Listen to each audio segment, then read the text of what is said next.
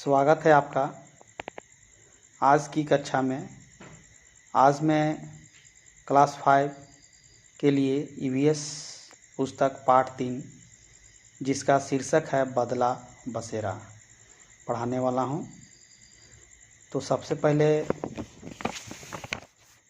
बदला बसेरा यह कहानी है एक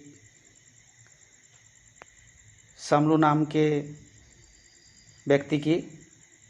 तो आइए शुरू करते हैं। समलू अपनी बेटी जया के साथ दरवाजे की चौखट पर बैठे हुए बबलू का इंतजार कर रहा था। रात होने वाली थी परंतु बबलू अभी तक घर नहीं लौटा था। करीब 2 साल पहले समलू का भाई परिवार गोला गांव से कोलकाता आया था। कहाँ से आया था? गोला गांव से कोलकाता आया था, यानी गोला गांव से कलकत्ता क्या गया था? काम करने के लिए गया था। एक दूर के रिश्तेदार की मदद से समलू भाई ने मछली पकड़ने के जाल की मरम्मत का काम शुरू किया। इससे जो आमदनी होती थी उसके घर का खर्च ठीक से नहीं चल पाता था। घर का किराना, खाना, दवाई आदि में पैसा खर्च करना पड़ता था। यहाँ तो पानी भी खरीदना पड़ता था। मजबूरन छोटे बबलू को भी मछली की मंडी में काम करना पड़ा। बबलू मछली की मंडी में सुबह 4 बजे से 7 बजे तक काम करता था। मंडी में मछलियों को साफ करना तथा छोटी बड़ी मछलियों को छांटना उसका काम था। इसके बाद वह घर आता, थोड़ी देर सोकर फिर शाम को सब्जी मंडी में घूमता। कभी रेलवे स्टेशन पर जाकर खाली बोतलें ढूंढकर कबाड़ी वाले को पैसा को बेचता। इस तरह उसका जीवन जैसे तैसे चल रहा था। तो जैसा कि देखें, गोला गांव से कहाँ गया था? समलू का भाई का परिवार कहाँ गया? कोलकाता गया था। वहाँ क्या काम करता था? मछली मंडी में।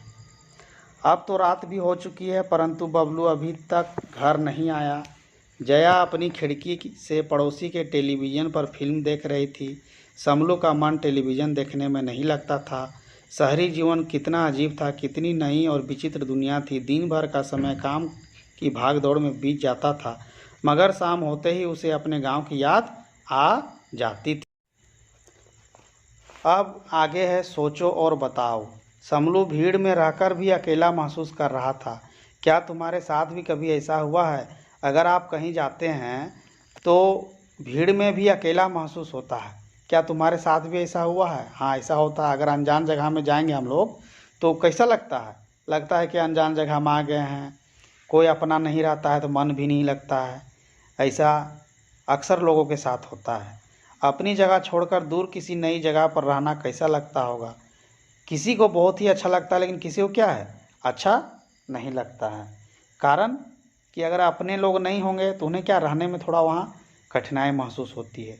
लेकिन जब मजबूरी होता है लोगों के पास, जैसे कि पढ़ने के लिए कोई गया है, अगर रांची गया है या पटना गया है या कलकत्ता गया, कहीं भी गया है, तो उसको तो वहाँ रहना मजबूरी है और उसका ज़रूरी भी है। उसको तो पढ़ने के लिए रहना ही पड़ेगा, अकेले परिवार से दूर रहना पड़ेगा।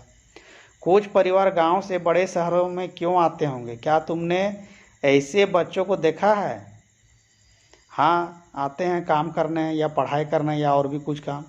जो काम पर भी जाते हैं ऐसे बच्चे अपनी पढ़ाई किस प्रकार करते होंगे? ऐसे बच्चे जो काम भी करते हैं और पढ़ते भी हैं, कैसे करते होंगे? पहले क्या करते होंगे? पहले कुछ काम कर लेते होंगे, फिर स्कूल के समय में स्कूल जाते होंगे, स्कूल से फिर आते होंगे, फिर काम करते होंगे।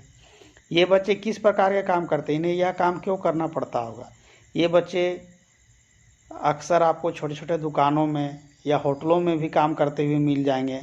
ये अपनी जीविका, अपने पेट चलाने के लिए यह काम करते हैं। अब है पुरानी यादें। समलू का जन्म गोला गांव में हुआ था। वह गांव हरे भरे जंगलों एवं पहाड़ों के बीच बसा हुआ था। वे लोग अपने दादा के जन्म के पहले से यहाँ रह रहे थे। समलू के गांव का माहौल शांतिपूर्ण था। गांव में नदी की कलकल, पेड़ों की सरसराहट, पंछियों की चहक थी। यहाँ के लोग खेतों में काम करते थे। गांव के लोग जंगलों में जाकर कंदमूल, साग सब्जी, सूखी टहनियाँ लाते। वे सभी काम करते समय बातें करते और गीत गुनगुनाते। यहाँ देखने में आ रहा है, बार बार एक शब्द आ रहा है, गोला गांव है। कहाँ है?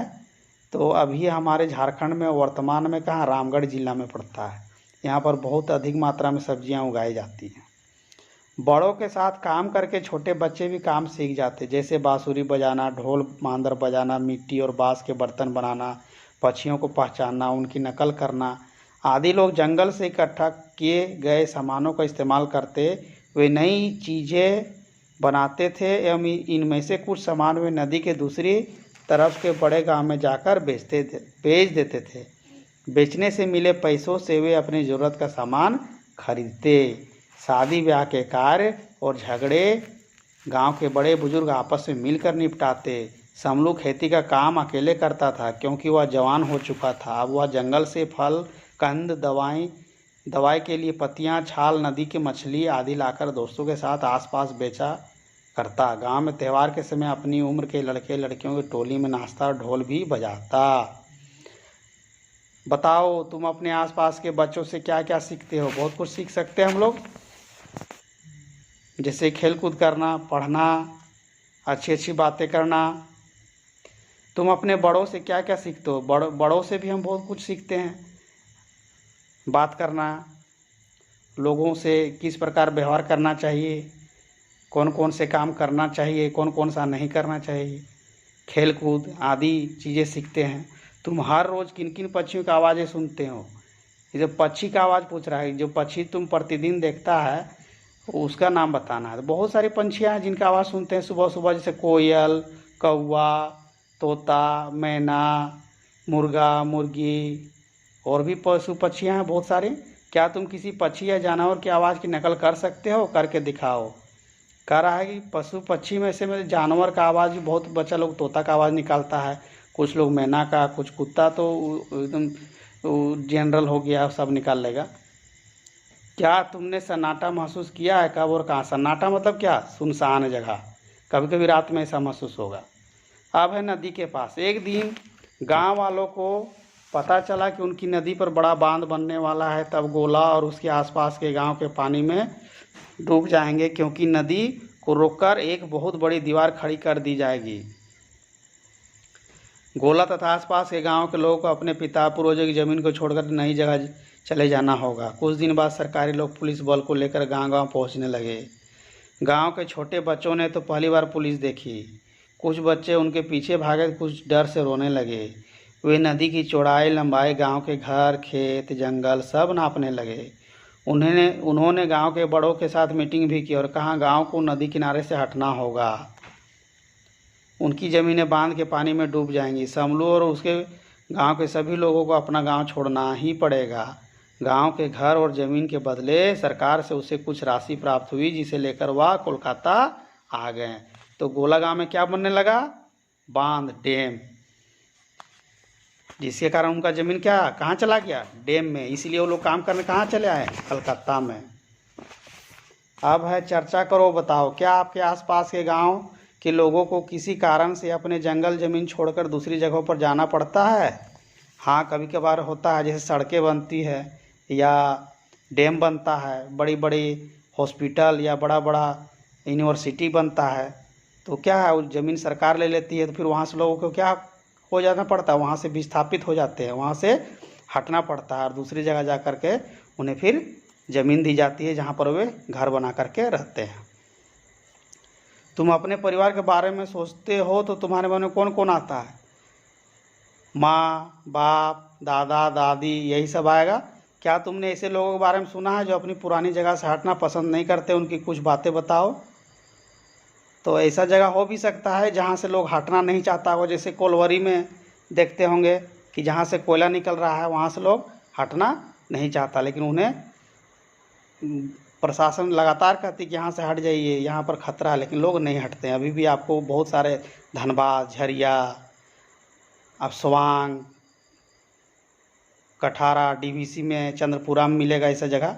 क्या तुमको ऐसी जगह जानते हो जहाँ स्कूल है ही नहीं? नहीं, अब ऐसी कोई जगह नहीं है मेरे विचार से जहाँ पर स्कूल नहीं है। खास करके झारखंड में हम लोग का लगभग हर 1 किलोमीटर पर एक प्राथमिक विद्यालय है। समलू को अपने गोला गांव की याद सताती रहती थी क्योंकि समलू को कोलकाता में मन नहीं लग रहा था। उसने कोलकाता में मकान खरीदने के लिए पैसे बचाना शुरू कर दिया। उसके रिश्तेदारों ने कहा यह जगह भी छोड़नी पड़ सकती है। यह सुनकर समलू डर गया। उसने सोचा गोला गांव छोड़कर कोलकाता में अब यहाँ से भी हटना पड़ा तो कहाँ जाएंगे।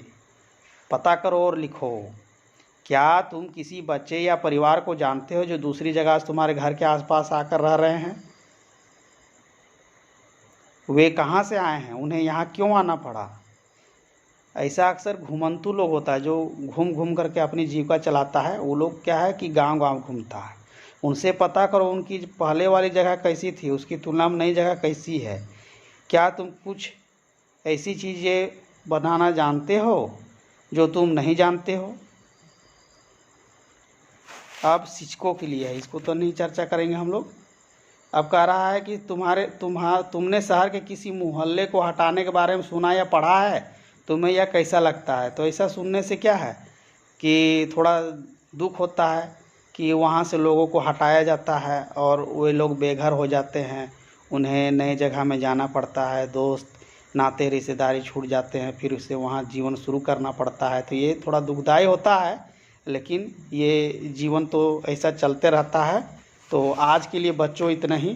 तो आज हमने जाना पार्ट 3 क्लास 5 EVS बदला बसेरा में कैसे समलू का जो है वह अपना गांव छोड़ कर के कलकत्ता गया और वहां काम करने लगा। और ये गोला गांव की कहानी है। यह रामगढ़ ज़िले में है और यहाँ पर अधिक से अधिक मात्रा में क्या सब्जियां उगाई जाती है और इसकी सप्लाई जो है हमारे लगभग झारखंड में बहुत से ज़िले धनबाद, बोकारो, हजारीबाग तक होता है और भी दूर दूर। तो प्लीज़ हमारे चैनल पर बने रहें और like, share and subscribe. Thank you.